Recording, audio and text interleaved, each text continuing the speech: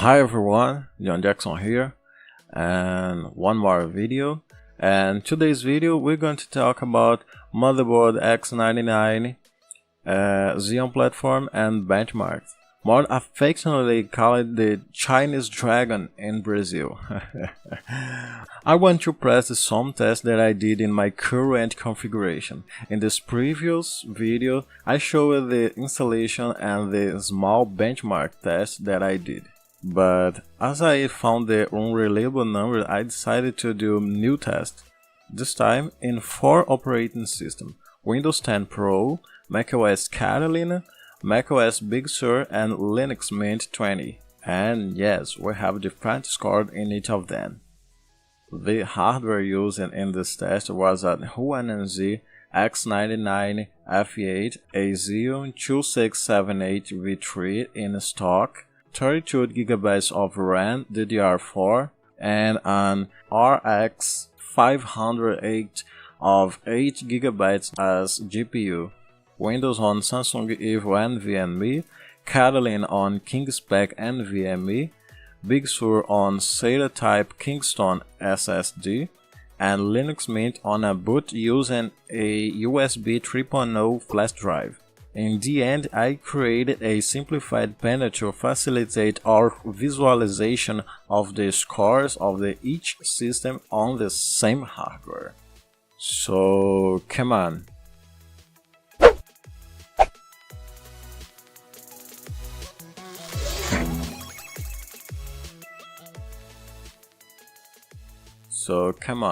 First, I did the test on the macOS Catalina and the result read this. On cinebench release 20, I had 3065 points. It is the best score that I got.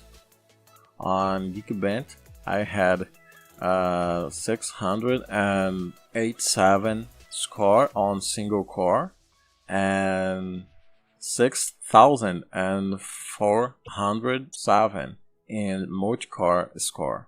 Then I also tested on Windows 10 Pro and on Geekbench OpenCL score. I got this number, and on the Cinebench Release 20 I got 3851 points on Windows 10 Pro, and is the best scores on the Windows 10.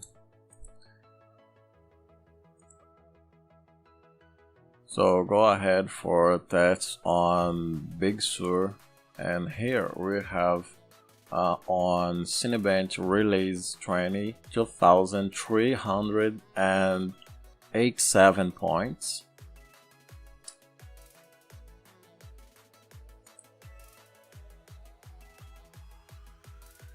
And on Geekbench I had 647 on single score, and multi-score I had 5351 multi-core score.